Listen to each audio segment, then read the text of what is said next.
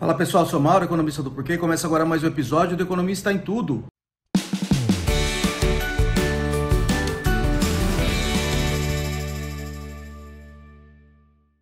Hoje nós vamos falar de Copom, Comitê de Política Monetária do Banco Central, que se reuniu na semana passada para decidir o que fazer com a Selic. A Selic é a taxa de juros básica da economia.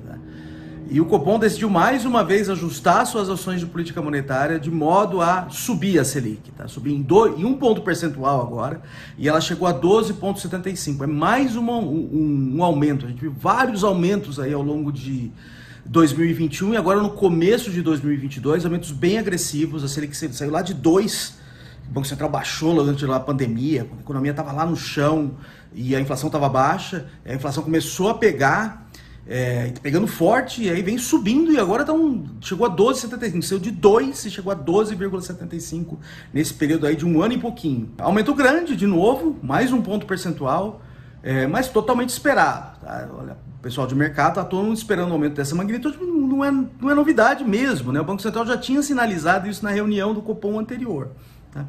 O que mudou dessa vez é a comunicação mesmo. Tem uma novidade na comunicação. O Banco Central vinha falando que ia diminuir o ritmo dos aumentos e poderia até começar a cair, e agora já está falando que vai estender esses aumentos, porque está bastante preocupado com a inflação. A inflação continua surpreendendo negativamente, ela continua vindo alta, ela vem alta desde o ano passado e continua vindo alta.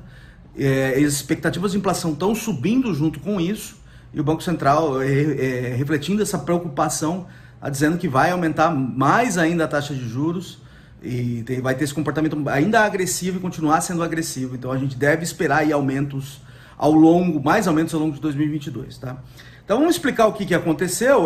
Vamos explicar primeiro como é que essas ações de política monetária do Banco Central mexendo na Selic, elas afetam a inflação, E elas afetam por dois canais principais aqui, que é quando o Banco Central sobe a taxa de juros, ele dá uma esfriada na atividade econômica. Então ele reduz investimento por parte das empresas, porque financiamento fica mais caro, compras de bens duráveis por parte dos consumidores. Isso dá uma esfriada na economia, uma segurada na atividade econômica, e aí quem está reajustando o preço tem mais dificuldade em reajustar preço. Isso ajuda a segurar a inflação. E por outro lado, também o Banco Central sinaliza sua preocupação com a inflação, e aí quem está formando o preço hoje, que vai durar durante o tempo, aí vai estar fazendo um contrato de aluguel, sei lá, alguma coisa assim, ou fazendo um contrato de fornecimento que vai durar, o preço vai ficar parado durante um tempo, está olhando para a inflação para frente. Então, com o Banco Central sinalizando essa preocupação, ele ajuda as expectativas a ajustarem para baixo. Isso em si segura a inflação. O Banco Central está tentando fazer isso há um tempo.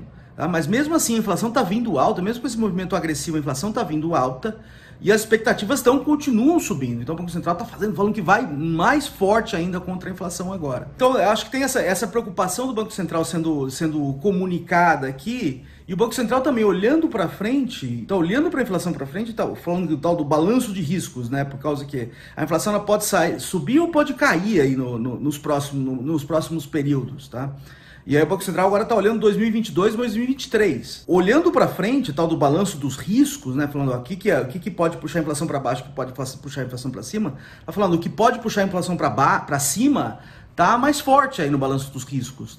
E o que está acontecendo no mundo? Você tem guerra na Ucrânia, e aí ali você tem uma região muito produtora importante de commodities. O que são commodities? Commodities são produtos com mais ou menos homogêneos, e com um processo bem limitado de industrialização. Então, grãos, combustíveis, metais. Isso faz com que os preços dessas coisas subam. Isso deve pressionar preço de alimentos, preço de combustíveis, vai continuar pressionado. E isso, o custo de vida vai para cima, Isso pressiona a inflação ainda para cima. E além disso, você tem uma nova onda de Covid na China, e na China tem aquela política de tolerância zero com Covid. Então fecha tudo. E fechando tudo, você interrompe alguns elos da produção. Então hoje no mundo você tem as tais das cadeias globais de valor, que um produto ele não é produzido só num país. Estágios dele acontecem em diversos países. Então quando fecha um determinado país por causa de Covid, esse elo da produção fica interrompido. Isso prejudica toda a cadeia de produção industrial e isso faz com que os custos subam. Então os custos do mundo de produtos industrializados podem subir por conta disso, isso pressiona a inflação. Tá? Então, ainda que tenha canais aí que poderiam puxar a inflação para baixo, como toda aquela subida de juros que o Banco Central fez ao longo de 2021 começaria a pegar agora, isso faria com que o Banco Central conseguisse diminuir o seu ritmo de aumento na taxa de juros. Você tem todos esses fatores que devem puxar a inflação para cima. E o Banco Central está olhando para isso e falando, olha, a tendência é que ela continue pressionada, então eu tenho que atuar agora para tentar segurar a inflação. Tá? Mas, de qualquer forma, ela vem alta. No ano passado, em 2021, o Banco Central tem a meta de inflação, né? Então, o Banco Central tem a missão de tentar manter a estabilidade de preços, e isso quer dizer mantê-la mais próxima possível da meta de inflação. Tá? Então, o ano passado, a meta de inflação foi 3,75 e tem um intervalo de tolerância de 1,5 para cima e para baixo. O teto desse intervalo, ano passado, era 5,25 e a inflação foi 10, foi mais que 10. Então furou a meta de inflação por muito. Esse ano, a meta de inflação é mais baixa ainda, ela é 3 com intervalo de 1,5 para cima e para baixo. Não, desculpa, 3,5, né? O intervalo de tolerância é 1,5 para cima e para baixo. Então o teto é 5 e as expectativas de inflação pro fim do ano já estão em 7. Só nos primeiros 3 meses do ano a inflação já está em 3,2, já está perto do 3,5 em 3 meses. Tá? Então toda a indicação é que não vai ser cumprido de novo. Então você vai ter provavelmente 2 furos na meta de inflação seguidos, e em 2023 a coisa já está começando a ficar ameaçada. Tá? Então as expectativas de inflação para 2023 já estão em alta. Tá? Em 2023 já é mais baixa ainda, 3,25 a meta, com 1,5 para cima e para baixo. E as expectativas já estão em 4 já. Ainda está dentro do intervalo, mas já está começando a ficar próximo do topo já, do teto do intervalo. Tá acima do centro da meta, já está se aproximando do teto. Então já é muito, e a gente está no começo de 2022, então é muito preocupante o que está acontecendo, porque furos consecutivos na meta de inflação pode gerar o que a gente chama de desancoragem, tá, das expectativas. Então a meta de inflação ela serve como uma âncora. Quem está reajustando o preço olha para isso e fala assim, olha, a inflação vai estar mais ou menos ali naquele intervalo que o Banco Central está cumprindo, se o Banco Central tem credibilidade. Isso faz com que os aumentos nos preços, os preços vão ficar parados durante um tempo, muitos preços ficam parados durante o preço, são rígidos, eles sigam essa lógica. E o Banco Central consegue que as expectativas fiquem ancoradas e que a inflação também siga de acordo com a meta. Tá?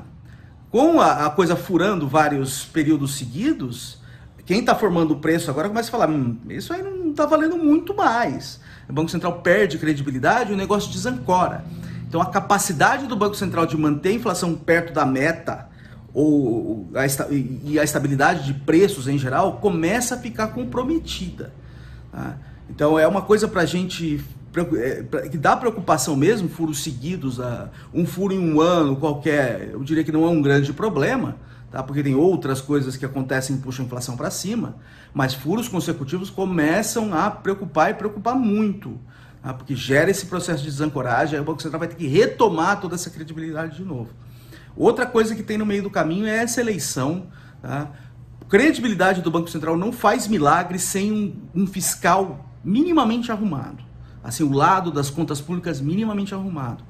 E o que a gente viu no ano passado e deve continuar aí ao longo do ano é um processo de erosão das regras fiscais. Tá? A gente viu relaxamento de teto dos gastos, PEC dos precatórios. Tá?